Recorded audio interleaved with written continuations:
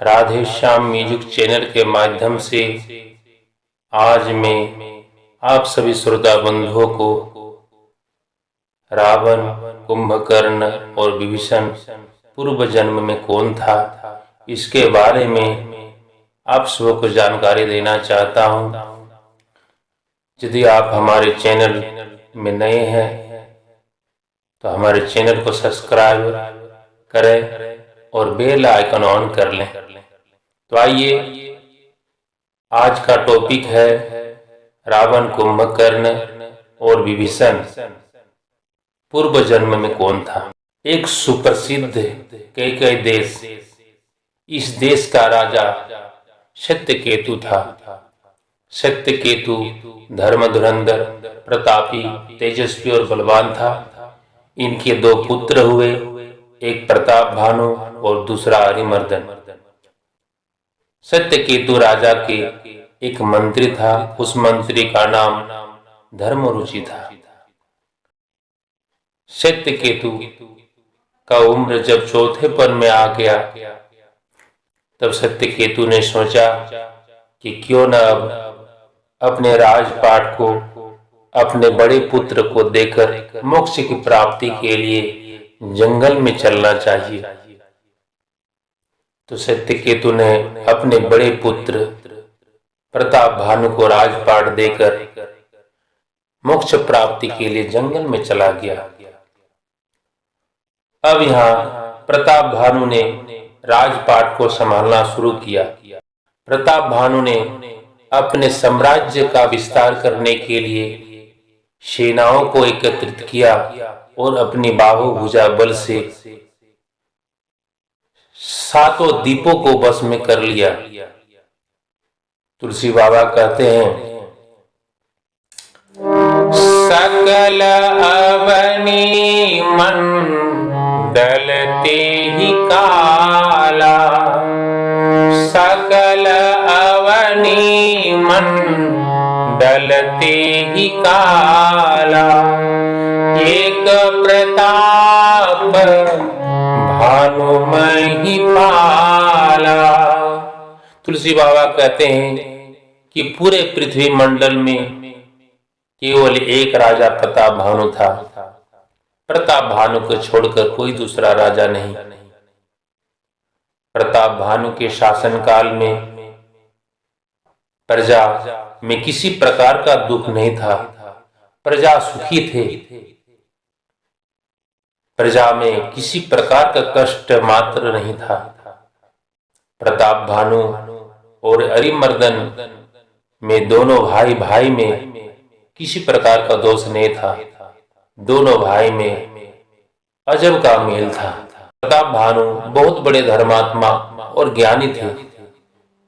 तुलसी बाबा कहते हैं कि प्रताप भानु ने वेद पुराण में जितने प्रकार के यज्ञ वर्णन है, उस यज्ञ को एक बार नहीं हजार बार किया। मानस में वर्णन आया है, जहाँ लगी कहे पुराण श्रुति, एक एक सब जाग, 12 सहस्त्र सहस्त्र नृप किए सहित अनुराग। एक बार नहीं हजार बार प्रत्येक यज्ञ को किया, जितने यज्ञ शास्त्र में वर्णन है महाराज अनुराग से प्रताप भानु ने किया। और प्रताप भानु इतने बड़े धर्मात्मा थे कि यज्ञ करने के उपरांत भी फल की कामना नहीं किया, सब अर्पित कर दिया भगवान को। एक बार प्रताप भानु ने शिकार करने के लिए मन में सोचा और शिकार के लिए घोड़े पर सवार होकर अपनी सेनाओं को लेकर जंगल में चला गया शिकार के लिए। जंगल में गया तो जंगल में जाकर एक जंगली सुअर को देखा। तुलसी बाबा कहते हैं, फिरत विपिन नृपति खबराहो, फिरत विपिन नृप दीख बराहो, तकी तकी तीर महिष चलावा, करि छल सुअर शरीर बनावा, करि छल सुअर शरीर बनावा। जंगल में एक जंगली सुअर को देखा प्रताप भानु ने, तो शिकार करने भूल गया और अपने घोड़े को जंगली सुअर के पीछे में लगा दिया। यहाँ प्रताप भानु ने सुअर से कहा कि आज तू हमारे हाथों से नहीं बचेगा। सुअर ने कहा कि तुम बहुत बड़े क्षत्रिय हो, बहुत बड़े राजा हो, आज मैं देखता हूं, तू मुझे मार कर दिखा, तब मैं समझूंगा कि तुम कितने बड़े राजा हो। अब सुअर जमीन में कहीं दुबक जाता, कहीं आगे दिखता, कहीं पीछे दिखता। इस तरह से सुअर छलकर प्रताप भानु को घनघोर जंगल में लेकर चला गया, जहां एक कपटी मुनि साधु का वेश बनाकर तपस्या करता था और जंगली सुअर एक गुफा में घुस गया, जहां प्रताप भानु को उस गुफा में घुसना बड़ा मुश्किल था। प्रताप भानु राजा हार कर लौटने के समय एक प्रताप भानु राजा को एक आश्रम दिखाई पड़ा। फिरत विपिन आश्रम एक देखा, तह बस नृपति कपटी मुनि बेसा, जासु देश नृपलीन छड़ाई, समर सेन तजी गए वो पराई, समर सेन तजी गए वो पराई। वो राजा कपटी मुनि वेश बनकर तपस्या करता था। वो राजा था, प्रताप भानु के हाथों में हार कर जंगल में आकर तपस्या करने लगा, राजा से बदला लेने के लिए। कपटी मुनि वेश वाले राजा ने प्रताप भानु राजा को पहचान लिया। कपटी मुनि ने कहा कि तुम्हारे वेशभूषा देखकर मुझे तो लगता है कि तुम एक चक्रवर्ती सम्राट हो। तुम्हें देखकर मुझे दया लग रही है। तुम बहुत थका हुआ हो, लो तुम जल पी लो। मुनि ने अपने कमंडल से जल दिया। प्रताप भानु ने जल पिया और कपटी मुनि ने प्रताप भानु से नाम पूछा कि अच्छा बताओ तुम्हारा नाम क्या है। तब प्रताप भानु कहने लगा, नाम प्रताप भानु यवनीसा, तासु सजीव में सुनहो मुनीसा, तासु सजीव में सुनहो मुनीसा, तासु सजीव में सुनहो मुनीसा। प्रताप भानु बोले कि प्रताप भानु एक राजा है और मैं उसका मंत्री हूँ।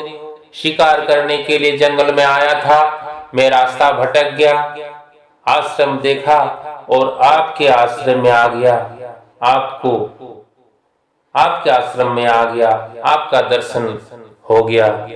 आज मैं रास्ता नहीं भटकता तो आपका दर्शन नहीं होता मुनिवर, आपका दर्शन नहीं होता। मुनि ने कहा कि तुम सबसे पहला व्यक्ति हो जो हमारा दर्शन किया है। आज तक मेरा दर्शन दुर्लभ है, आज तक मेरा दर्शन किसी ने नहीं किया है, क्योंकि मैं सत्य बात कहता हूँ। तुलसी बाबा कहते हैं, सुनो सत्य भाव कहो महिपाला, यहाँ बसत बीते बहु काला, यहाँ बसत बीते बहु काला। राजन, मैं सत्य सिद्ध बात कहता हूँ, इस घनघोर जंगल में मैं बहुत दिनों से, बहुत काल से मैं यहाँ तपस्या कर रहा हूँ, और मैं तपस्या कर बहुत सी सारी सिद्धियां प्राप्त की है। मैं किसी से प्रयोजन नहीं रखता हूँ, केवल और केवल मोक्ष प्राप्ति के लिए मैं इस घनघोर जंगल में तपस्या करता हूँ, और तपस्या के द्वारा मैंने बहुत से सारे सिद्धियां प्राप्त की है। कपटी मुनि ने धीरे धीरे प्रताप भानु को जाल में फंसाना शुरू किया। प्रताप भानु ने पूछा मुनि से कि मुनिवर, आपका नाम क्या है? मुनि ने कहा, नाम हमारे एक तनु भाई, नाम हमारे एक तनु भाई। सुनी नृप बोले हो पुनि सिरुनाई, सुनी नृप बोले हो पुनि सिरुनाई। कपटी मुनि बोला कि हमारा नाम एक तनु है। प्रताप भानु राजा को सुनकर बड़ा आश्चर्य हुआ कि एक तनु नाम तो मैंने आज तक सुना ही नहीं है। मुनि ने कहा कि एक तनु नाम हमारा है, क्योंकि संसार में केवल और केवल मैं एक तनु हूं, दूसरा और कोई है ही नहीं, इसलिए मेरा नाम एक तनु है। प्रताप भानु ने कहा कि मुनिवर, हमें समझा कर कहिए कि एक तनु का अर्थ क्या है, मैंने समझा नहीं। मुनि कहने लगा, कपटी मुनि, आदि सृष्टि उपजी जबहि, तब उत्पत्ति भय मोर, नाम एक तनु हेतु तेहि, देहन धरी मोर। कपटी मुनि बोला, आदि सृष्टि उपजी जबहि, तब उत्पत्ति भय मोर, नाम एक तनु हेतु तेहि, देहन धरी बहुर। जब सृष्टि उत्पत्ति हो रही थी उस समय मेरा उत्पत्ति हुआ, और आज तक मैं न शरीर त्यागा है और न दूसरा शरीर धारण किया है, इसलिए मेरा नाम एक तनु है। प्रताप भानु ने कहा कि ये सब संभव है? मुनि ने कहा, क्यों नहीं, तप के बल पर सब कुछ संभव है। तपते अगमन कछु संसारा, तप एक ऐसा साधन है, तप से कुछ भी हो सकता है। तप के बल पर मैंने बहुत से सारे सिद्धियां प्राप्त की है, इसलिए मैं आज तक शरीर को त्यागा नहीं है और न दूसरा शरीर धारण किया है। तप के बल पर ब्रह्मा सृष्टि की रचना करते हैं, और तप के बल पर स्वयं भगवान विष्णु सारे संसार का पालन पोषण करते हैं। तप के बल पर शंकर भगवान सृष्टि का संहार करते हैं। इसलिए राजन, तप छोड़कर दुनिया में और कुछ साधन नहीं है, तप से कुछ भी संभव है। यहाँ कपटी मुनि ने कहा कि हे राजन, मैं तुम्हारी चतुराई से प्रसन्न हूं। मैं सब कुछ जानता हूं कि तुमने झूठ बोला है। तुम्हारा नाम प्रताप भानु है और तुम्हारे पिता का नाम सत्य केतु है। मैं सब नाम प्रताप भानु दिनेशा, सत्य केतु तब पिता नरेशा। मैं जानता हूं तप के बल पर से, मैं तप से जानता हूं कि तुम्हारे पिता का नाम सत्य केतु है और तुम्हारा नाम प्रताप भानु है। तुमने झूठ बोला है। मैं तुम्हारे कपट से प्रसन्न हूं। अभी तुम्हारे मन में कुछ संशय रह गया है तो जो कुछ पूछना है मुझसे पूछ लो, और नहीं तो मैं इतनी सारी सिद्धियां प्राप्त किया हूं कि तुम्हारे मन में जो कुछ भाव हो तुम मांग सकते हो, मैं देने के लिए तुम्हें तैयार हूं। अब प्रसन्न में संशय नाही, मांगू जो भूप भाव मन माही, मांगू जो भूप भाव मन माही। अब भी तुम्हारे मन में कुछ प्रश्न रह गया है तो पूछो, मैं उसे बता देता हूं, और नहीं तो तुम जो कुछ भाव सहित मांगोगे मैं उसे देने के लिए तैयार हूं। राजा ने कपटी मुनि का संग किया है। शास्त्र कहता है कि जैसा करोगे संग वैसा हो जाएगा रंग। यहाँ कपटी मुनि के संग में प्रताप भानु जैसे संग किया वैसे ही प्रताप भानु के मन में कामना उत्पन्न हो गया। कपटी मुनि ने कहा कि जो कुछ मांगोगे मैं देने के लिए तैयार हूं, और प्रताप भानु कपटी मुनि के जाल में फंस गया और कपटी मुनि के बात को विश्वास करने लगा, विश्वास कर लिया। अब प्रताप भानु ने मांगा, जरा मरण दुख रहित तन समर जिते नहीं कोई, एक छत्र रिपुहीन मही राज कलप सद होय।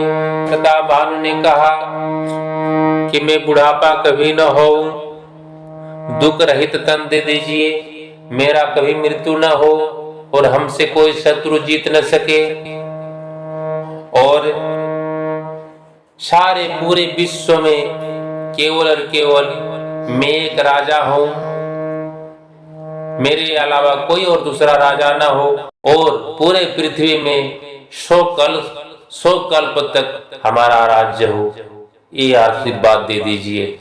कपटी मुनि ने कहा कि दिया, और कपटी मुनि ने कहा कि अब राजन मेरे आशीर्वाद से कालव तो बदनाई सीसा, एक विप्र कुल छाड़ी महिषा। हे राजन, अब मेरे आशीर्वाद से काल भी तुम्हारे चरणों में शीश झुकाएंगे, लेकिन एक कमी है। राजन ने कहा क्या? कि एक विप्र कुल छाड़ी महिषा, एक ब्राह्मण कुल छोड़कर तुम्हारा अब नाश नहीं हो सकता। नाश यदि होगा तो ब्राह्मण कुल से ही तुम्हारा नाश हो सकता है। राजन ने कहा कि ब्राह्मण से क्यों, ब्राह्मण कुल से क्यों? कपटी मुनि ने कहा कि ब्राह्मण तब बल से शक्तिशाली होता है, इसलिए ब्राह्मण का श्राप से तुम्हारा नाश हो सकता है, अन्यथा काल भी आ जाए तो तुम्हारे नाश कभी नहीं होगा। विप्र शाप बिनु सुनो महिपाला, तोर नाश नहीं कवने काला। केवल और केवल एकमात्र ब्राह्मण के श्राप से तुम्हारा मृत्यु हो सकती है, तुम्हारा नाश हो सकता है, और नहीं तो किसी भी कारण से किसी भी काल में तुम्हारा नाश नहीं होगा। लेकिन और एक शर्त है, छठे श्रवण परत कहानी, नाश तुम्हारे सत्यमन वाणी। यदि यह रहस्य 4 कान से 6 कान तक पहुंच गया तो तुम्हारी मृत्यु निश्चित है, ऐसा मेरी वाणी को समझो, ऐसा मेरे वचन को समझो। प्रताप भानु ने कहा कि ब्राह्मणों को बस में करने के लिए क्या उपाय है?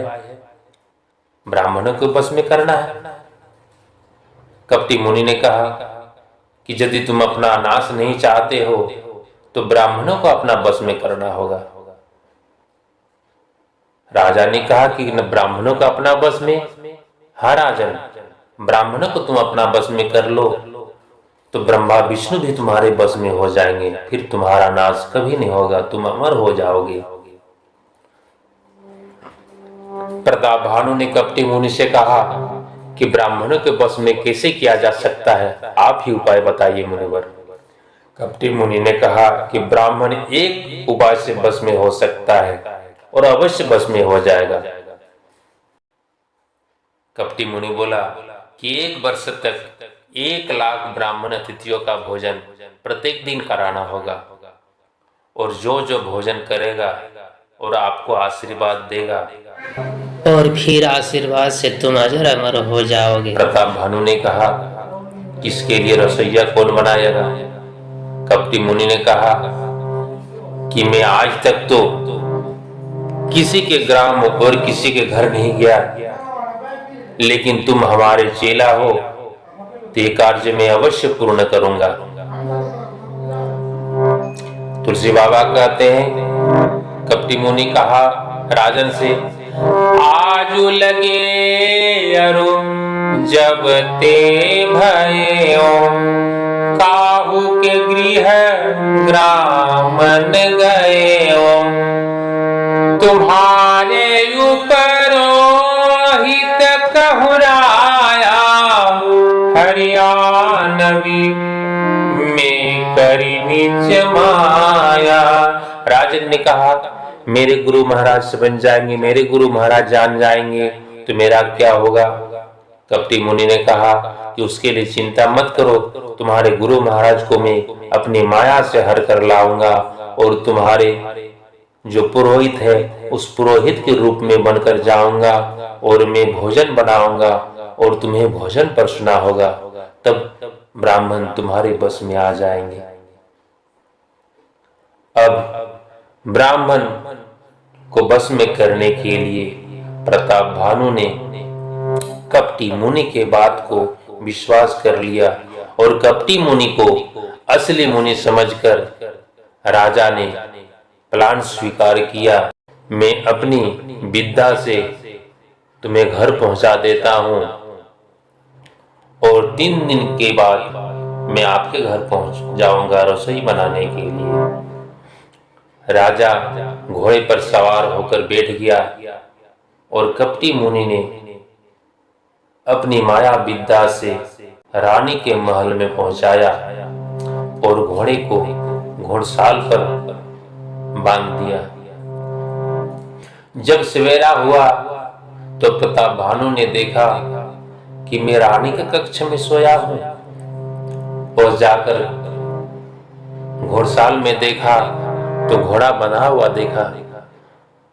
तो प्रताप भानु को और विश्वास हो गया कि यह चमत्कारी मुनि है, चमत्कारी मुनि बाबा है, इसलिए अब तो मैं अजरमर हो जाऊंगा।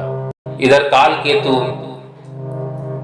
कपटी मुनि के यहाँ आया और कालकेतु ने सब कहकर सुनाया। तो राजा ने कहा, कपटी मुनि राजा ने कहा कि अब प्रताप भानु हमारे बस में हो गया है, इसलिए तुम चिंता न करो, इससे हम बहुत जल्द बदला ले लेंगे। अब प्रताप भानु ब्राह्मणों को 1,00,000 ब्राह्मणों को निमंत्रण दिया और कपटी मुनि ने प्रताप भानु के पुरोहित को अपनी माया से हरण कर एक गुफा में ले जाकर बांध दिया और अपने पुरोहित बनकर रसोई बनाने के लिए आ गए। अब रसोई बनाना शुरू किया। माया मय की नर सोई, बिंजन बहु गनी सकइन कोई, परुसन जब लाग मही पाला, भे आकाश वाणी तेहि काला, भे आकाश मही भे आकाश बानी तेही काला। जब रसोई बनाने के लिए शुरू किया तो रसोई बना। तुलसी बाबा ने लिखा माया मय ते किन्न रसोई।